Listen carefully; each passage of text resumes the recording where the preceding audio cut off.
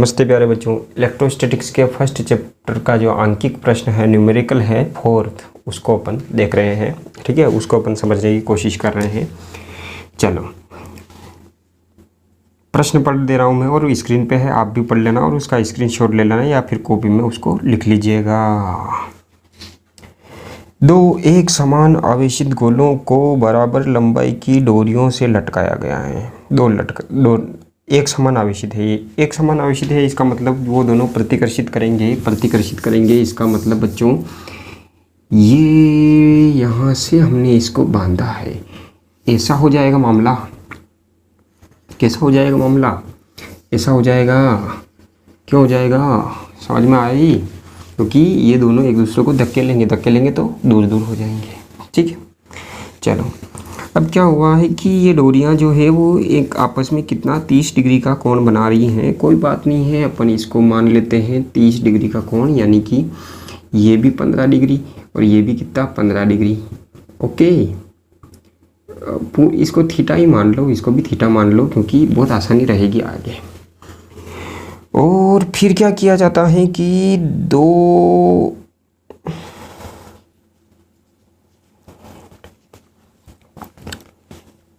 जब 0.8 ग्राम पर centimetre cube के घनत्व के द्रव में लटकाया जाता है, यानी कि फिर इसको एक लिक्विड में लटका दिया जाता है, यानी यहाँ पर एक लिक्विड में लटका दिया, इस पूरे सिस्टम को यहाँ से उठा करके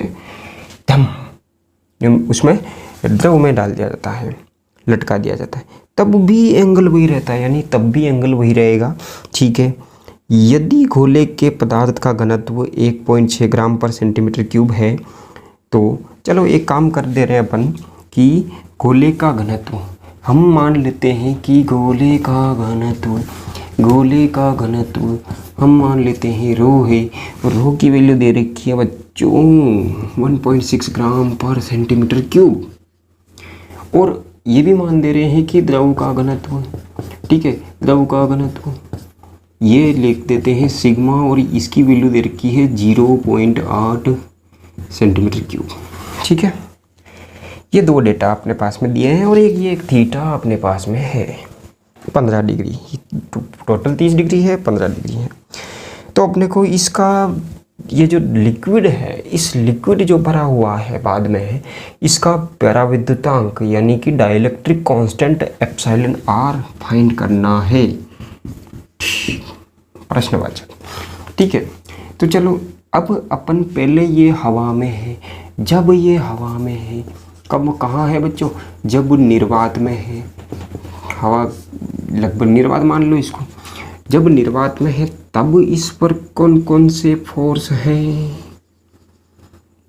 देखो mg, कहाँ? नीचे, तो डोरी में टेंशन T डोरी की तरफ, और एक ये आवेश जो है इसको धकेल रहा होगा, सेम टू सेम फोर्स इस पे भी लग रहा होगा, एक इधर लग रहा होगा, एक इधर लग रहा होगा mg, और एक इधर लग रहा होगा।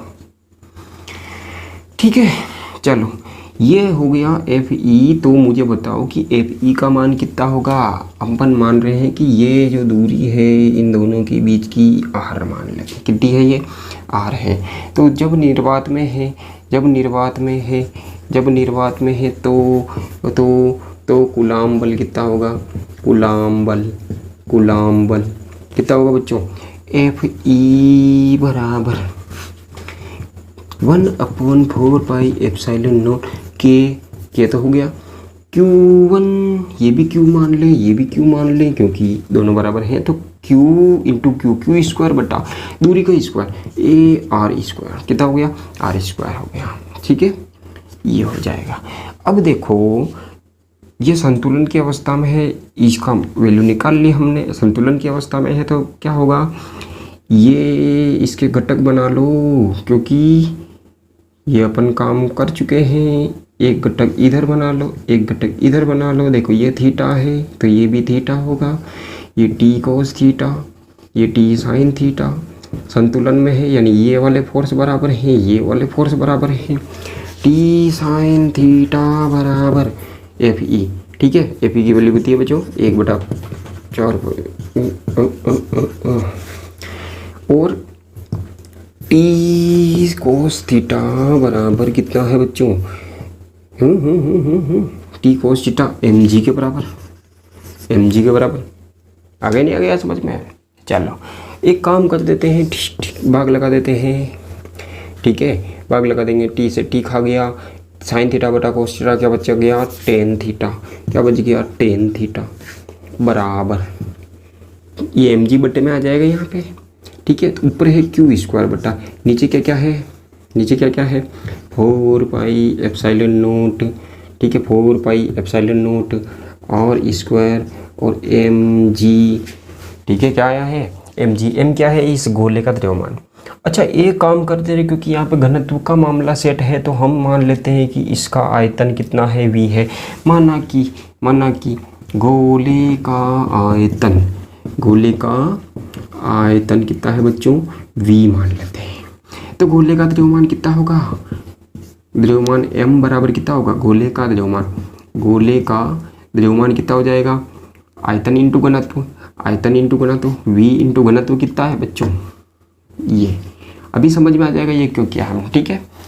तो आगे अपन सॉल्व कर लेंगे इसको आराम से। चलो अब क्या हुआ, ये तो एक कंडीशन हो गई पूरी की पूरी। अब क्या किया है कि इसको हमने एक उठाया, यहाँ से यूं ले जाके धम कहाँ लटका दिया, एक द्रव में लटका दिया, और उस द्रव का घनत्व अपने पास में सिग्मा दिया है। और कंडीशन क्या है, कंडीशन ये की है अभी, मतलब ये एंगल ये का है, एंगल ये का है, मतलब दूरी ये की है, दूरी सेम है, ठीक है। चलो तो जब इसको द्रव में लटका दिया गया, जब ये द्रव में नहीं था तब इस पर कौन कौन से फोर्स थे, तो ये फोर्स थे। लेकिन अब क्या है कि एक फोर्स और आ जाएगा, क्योंकि किसी भी चीज़ को द्रव में डुबोया जाता, किसी भी चीज़ को द्रव में डुबोया जाता है तो उस पर एक ऊपर की तरफ उत्प्लावन बल लगता है, ठीक है, बॉयंट फोर्स लगता है। किधर लगेगा वो, ऊपर की ओर लगेगा। तो दूसरी देखो, एक कंडीशन का डायग्राम तो ये है, दूसरी कंडीशन के डायग्राम में देखो एम जी नीचे लगेगा, एफ ई जो है वो इधर लगेगा अभी भी, टी इधर लगेगा। एक फोर्स और आ जाएगा ऊपर, और वो कौन सा हो जाएगा बच्चों, कौन सा हो जाएगा, एफ बी, यानी कि उत्प्लावन बल। अब अपने को उत्प्लावन बल की तो कंपेयर करनी है, ठीक है। ये तो पहली कंडीशन हो गई। दूसरी कंडीशन कौन सी होगी, तो गोले पर उत्प्लावन बल, गोले पर उत्प्लावन बल। देखो आर्किमिडीज का सिद्धांत पढ़ा कि नहीं पढ़ा आपने, हैं? आर्किमिडीज के सिद्धांत में क्या हुआ था कि उत्प्लावन बल किसी भी वस्तु पर, किसी भी ये वस्तु, इस वस्तु को लिक्विड में डुबो दिया तो इस पर कितना ऊपर की ओर बल लगेगा, ठीक है। इस वस्तु ने जितना द्रव का भार हटाया है उसके बराबर बल लगे। भार कैसे हटाया भैया, इसने कुछ आयतन हटाया होगा, ठीक है भाई। ये वस्तु जहाँ द्रव में जगह ली है वहाँ का तो द्रव या जो लिक्विड है उसको हटा दिया होगा इसने। तो उस द्रव का भार क्या है, तो उस द्रव का कुछ आयतन भी होगा, उस आयतन का कुछ द्रव्यमान भी होगा, और उस द्रव्यमान का क्या होगा, उस द्रव्यमान को जी से गुणा कर देंगे तो क्या जाएगा, भार आ जाएगा, ठीक है। तो अपना मकसद क्या है कि उस द्रव का द्रव्यमान निकालने की कोशिश करना है, ठीक है। चलो तो ये हो जाएगा हटाए गए द्रव का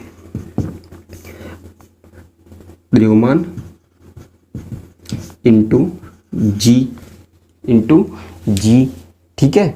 चलो तो ये कितना हो जाएगा बच्चों, कितना हो जाएगा, हटाए गए द्रव का द्रव्यमान। भाई कितना द्रव्यमान हटा होगा, v। देखो गोले का आयतन जो v है उतना ही जो आयतन है वो द्रव का हटा होगा वहाँ से। तो द्रव्यमान क्या होता है, इसका द्रव्यमान हो जाएगा आयतन v इंटू घनत्व, घनत्व कितना है इसका, सिग्मा। तो ये तो हो गया उस द्रव का द्रव्यमान जो हटा है वहाँ से, ठीक है। समझना इसको ढंग से दोबारा देख करके, इंटू क्या हो गया, जी हो गया है, ठीक है। चलो अब अपन क्या देख रहे हैं कि इधर जो एफ ई फोर्स लगे, अब जो है अपन मान लेते हैं एफ ई डैश है, क्या ही है, एफ ई डैश है। ये कितना होगा, अगर इस पदार्थ का अगर इस पदार्थ का पराविद्युतांक एप्सिलॉन आर है तो क्या होगा 1/4 पाई एप्सिलॉन नॉट, माध्यम आ गया बच्चों, एप्सिलॉन आर और आ जाएगा कि Q1 Q2 यानी कि Q स्क्वायर ही है, दूरी वो की हुई है यानी R स्क्वायर ही है। ठीक है, अब देखो कौन कौन से फोर्स लग रहे हैं इस पे। अब mg नीचे, F डैश इधर, T इधर, FB इधर, बर्बाद हो गया है तो बहुत सारे फोर्स लग गए। तो अब ये संतुलन की अवस्था में है, इसका मतलब अभी भी ऊपर की डायरेक्शन के यानी उस जो वर्टिकल डायरेक्शन के टोटल फोर्स जो है वो इक्वल है और इधर जो है वो भी इक्वल है। इसका मतलब क्या हुआ कि अब इसके टी के घटक निकाल लो, क्योंकि टेढ़ा मेढ़ा तो यही हो रहा है, बाकी तो सब या तो इधर है या उधर है, इधर है। ठीक है, टी का घटक लेंगे तो ये का वही आएगा, ये थीटा है तो बच्चों ये टी कोस थीटा, ये टी साइन थीटा होगा कि नहीं होगा, होगा कि नहीं होगा, होगा कि नहीं होगा। तो सबसे पहली बात तो ये हो गई कि क्षैतिज दिशा वाले जो फोर्स है वो इक्वल है, यानी कि एफ ई डैश बराबर टी साइन थीटा। ठीक है, या फिर टी साइन थीटा बराबर एफ ई डैश। और अब देखो नीचे वाले कौन कौन से फोर्स हैं, ऊपर कौन कौन से हैं। अब देखो ऊपर कौन कौन से हैं, टी कोस थीटा और F B. T cos theta और प्लस एफ बी बराबर क्या है, नीचे कौन है, एम जी। अच्छा, यहाँ से टी कोस थीटा निकालो, टी कोस थीटा निकालो, बराबर क्या जाएगा, क्या जाएगा, क्या जाएगा, क्या आ जाएगा,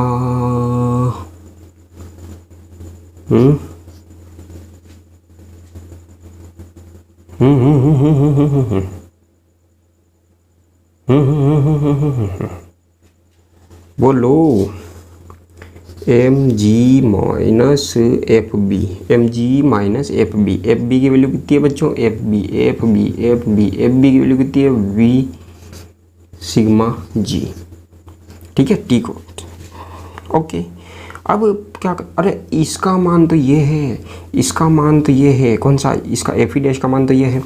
अब वापस से ये काम यहाँ किया था वो काम यहाँ कर लेते हैं, जो काम यहाँ किया था वो काम यहाँ कर लेते हैं। क्या काम किया था यहाँ पे बच्चों, देखो देखो इसमें इसका भाग लगा, टी साइन थीटा में टी कोस थीटा का भाग लगा दे रहे हैं। टी से टी कैंसल, साइन थीटा बटा कोस थीटा क्या हो गया, टेन थीटा, इसका हिसाब हो गया बराबर ये बटा ये। इसकी वैल्यू लिख दे, इसकी वैल्यू कितनी है, क्यू स्क्वायर बटा 4 pi epsilon naught epsilon r r square. ठीक है, ठीक है, ठीक है, ठीक है, ठीक है। अच्छा एक काम और करो, क्या करो,